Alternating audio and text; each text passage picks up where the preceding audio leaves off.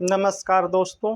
Digital युग में सुरक्षित रहने का सबसे प्रभावी तरीका है सोच समझकर निर्णय लेना। किसी भी दबाव में आकर लेन देन नहीं करना या लेन देन से संबंधित जानकारी किसी को न देना। साइबर अपराधी तकनीक से नहीं, लोगों की भावनाओं से, डर, लालच और जल्दीबाजी का फायदा उठाते हैं।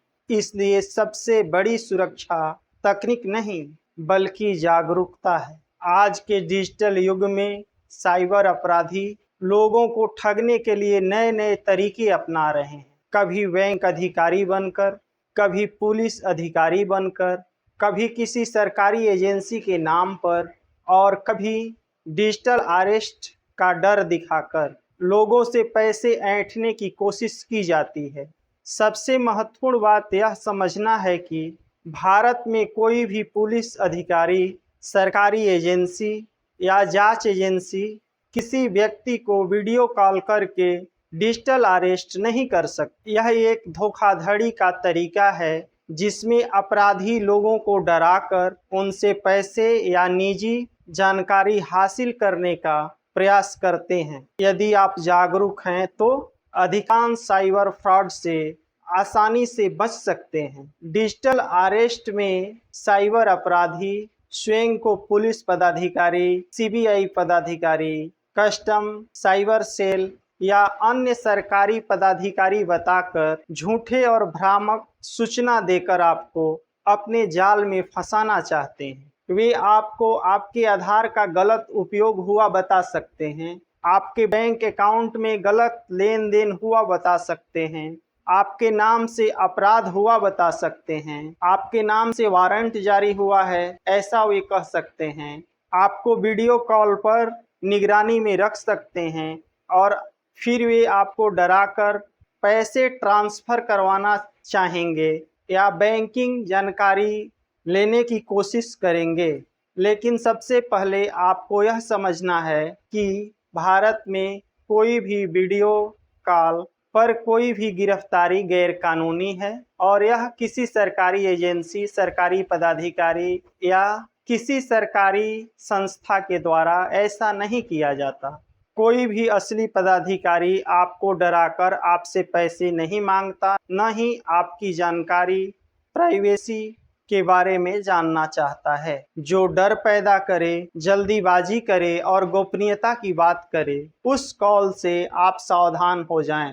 मैं आपको डिजिटल अरेस्ट, साइबर फ्रॉड और बैंकिंग फ्रॉड से बचने के 30 टिप्स बताएंगे जिसे आप जानकर अपने जीवन में कभी भी इन ठगों के शिकार नहीं होंगे। तो आइए हम चलते हैं इस यात्रा पर। पहला, आप घबराएं नहीं। साइबर अपराधी का सबसे बड़ा हथियार आपका डर है। जितना अधिक आप डरेंगे उतनी जल्दी आप गलती करेंगे। इसलिए आप जब भी कोई डिजिटल अरेस्ट का कॉल आए, कोई बैंकिंग लेन देन से संबंधित फ्रॉड कॉल आए तो आप बिना डरे बात करें।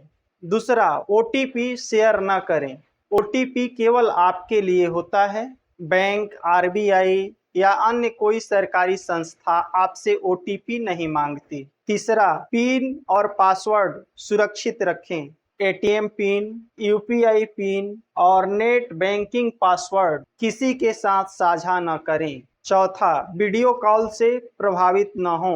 ठग आपको डिजिटल अरेस्ट करते समय वर्दी में, ऑफिस में और अपने पहचान पत्र के साथ आपसे बात कर सकते हैं, जो सब नकली होते हैं। आप घबराएं नहीं। वीडियो कॉल में वे अपना ऑफिस भी दिखा सकते हैं जो वे नकली बनाए रहते हैं, वर्दी में रहते हैं और अपना आई कार्ड भी दिखा सकते हैं। इसलिए आप उनसे सावधान रहें। वीडियो कॉल में दिखाई गई बातों पर ध्यान न दें। पांचवा, सरकारी अधिकारी बनकर आने वाले कॉल पर तुरंत विश्वास न करें। उस कॉल की आप अपने निजी स्तर से जानकारी लें। बिना स्वतंत्र जानकारी के उस पर विश्वास न करें। छठा, पैसे ट्रांसफर करने की जल्दीबाजी न करें। कोई भी वैध जांच एजेंसी जांच के नाम पर आपसे पैसे जमा नहीं करवाती। सातवां, गुप्त रखने वाली बातों, सीक्रेसी मेंटेन करने वाली बातों से सावधान हो जाएं। अक्सर ठग कहते हैं किसी को मत बताइएगा, यही सबसे बड़ा चेतावनी संकेत है। आपसे जब यह कहा जाए कि आप इसके बारे में किसी को जानकारी न दें तो आप सावधान हो जाएं। 8वां, अज्ञात लिंक पर क्लिक न करें। संदिग्ध लिंक आपके फोन की जानकारी चुरा सकते हैं। यह लिंक आपको मैसेज के माध्यम से, व्हाट्सएप के माध्यम से और अन्य माध्यमों से भेजे जा सकते हैं, इसलिए किसी अनजान व्यक्ति के द्वारा भेजे गए लिंक को आप न खोलें। 9वां, स्क्रीन शेयरिंग ऐप से बचें। अनजान व्यक्ति के कहने पर स्क्रीन शेयरिंग ऐप इंस्टॉल न करें। 10वां, बैंक खाते की नियमित जांच करें, लेन देन पर नजर रखें। 11वां, एसएमएस अलर्ट चालू रखें, हर लेन देन की जानकारी तुरंत मिलनी चाहिए। 12वां, मजबूत पासवर्ड बनाएं, साधारण पासवर्ड का उपयोग न करें। 13वां, 2 स्तरीय सुरक्षा का उपयोग करें, यह अतिरिक्त सुरक्षा प्रदान करती है।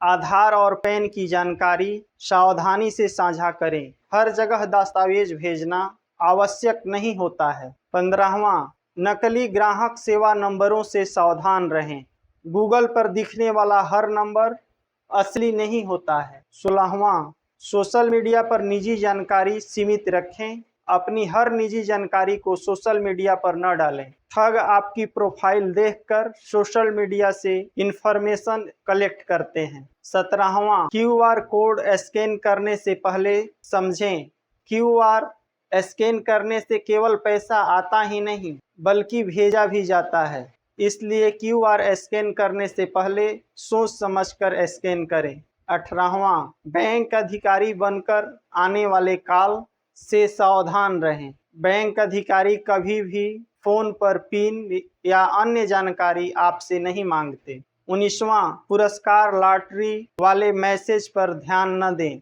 आपने 25 लाख रुपया जीता है, यह अक्सर धोखाधड़ी होता है, आप ऐसे कॉल पे मिली जानकारी से बचें। 20वां, परिवार के सीनियर सिटीजन को साइबर लिटरेसी के बारे में जानकारी दें, उन्हें जागरूक बनाएं। साइबर अपराधी अक्सर सीनियर सिटीजन को अपना निशाना बनाते हैं। 21वां, बच्चों और युवाओं को भी साइबर क्राइम से संबंधित जानकारी दें, डिजिटल सुरक्षा पूरे परिवार की जिम्मेवारी है। 22वां, नौकरी के नाम पर पैसे न भेजें, वैध कंपनियां नौकरी के नाम पर पैसे नहीं मांगती। 23वां, निवेश से पहले जांच करें, अत्यधिक लाभ का वादा अक्सर धोखाधड़ी का मामला होता है। 24वां, संदिग्ध ऐप को डाउनलोड न करें, केवल विश्वसनीय स्रोत से ही ऐप डाउनलोड करें।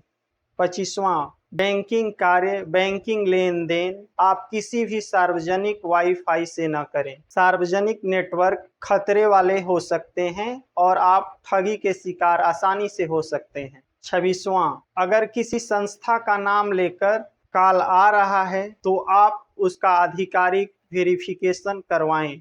27वां, भावनात्मक दबाव में कोई भी लेन देन न करें, जैसे अभी पैसा भेजें नहीं तो गिरफ्तारी होगी जैसी बातें धोखाधड़ी का संकेत है। 28वां, साइबर सुरक्षा अपडेट रखें, फोन और ऐप्स को नियमित रूप से अपडेट करते रहें। 29वां, फ्रॉड होने पर तुरंत कार्रवाई करें, यदि गलती से कोई जानकारी, बैंकिंग लेन देन, पिन, पासवर्ड, ओटीपी अगर आप साझा कर देते हैं तो इसकी जानकारी अपने संबंधित बैंक के ब्रांच को तुरंत दें। 30वां, साइबर क्रिमिनल्स का सबसे बड़ा हथियार आपको घबरा देना होता है, इसलिए आप शांत बने रहें। जब तक आप शांत बने रहेंगे आपके साथ कोई भी साइबर फ्रॉड होने की आशंका न के बराबर होगी, इसलिए शांत रहें। फोन पर बात करने वाले व्यक्ति की बातों में न आएं, कोई भी ओटीपी, पिन, पासवर्ड न दें, कोई ऐप इंस्टॉल न करें, कोई स्क्रीन शेयर न करें, कोई पैसा ट्रांसफ़र न करें, कॉल काट दें। स्वतंत्र रूप से जानकारी का वेरिफिकेशन करें या कराएं। यदि गलती से आप कोई जानकारी शेयर कर देते हैं तो तुरंत बैंक को सूचित करें, अपने पासवर्ड को बदलें, यूपीआई निष्क्रिय करवाएं, संबंधित साइबर हेल्पलाइन नंबर पर कॉल करें या साइबर कंप्लेन वाले वेबसाइट पर शिकायत दर्ज कराएं। सभी साक्ष्य सुरक्षित रखें ताकि आप भविष्य में अपने एविडेंस को प्रस्तुत कर सकें। आपकी जागरूकता ही डिजिटल अरेस्ट, बैंकिंग फ्रॉड या किसी भी साइबर क्राइम से बचने का सबसे बड़ा मूल मंत्र है। इसलिए आप जागें और दूसरों को भी जगाएं।